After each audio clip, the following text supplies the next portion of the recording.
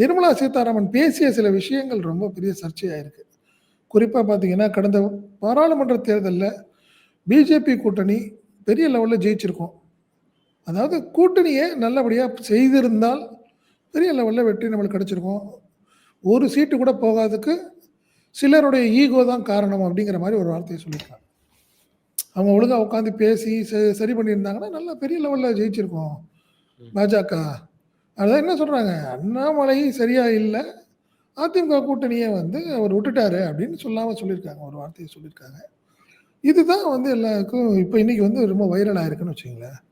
But ஆரம்பத்துலேருந்தே நம்ம சொல்லிட்டு இருக்கிறோம், நிர்மலா சீதாராமனுக்கும், அண்ணாமலைக்கும் பெரிய லெவல்ல சிங்க் கிடையாது. அவங்க 2 பேருமே ஒரு டிஸ்டன்ஸ்ல தான் இருப்பாங்க. அண்ணாமலை பத்தி, அவருடைய சொத்துக்கள், அவருடைய சூழ்நிலைகள், அவருடைய வளர்ச்சி, இது எல்லாத்தையுமே வந்து நிர்மலா சீதாராமன் புட்டு புட்டு வச்சாங்க.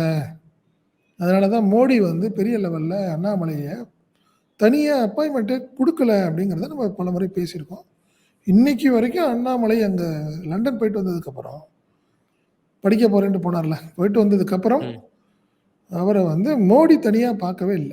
நீங்க அமித்ஷா ம். பார்த்தாங்க, போனாங்க, வந்தாங்க. நீங்க அதுக்கப்புறம் போகவே இல்ல. மோடியும் பார்க்க அனுமதிக்கல. காரணம் என்னன்னா, நிர்மலா சீதாராமன் குடுத்த ரிப்போர்ட் தான் அப்படின்னு சொன்னாங்க.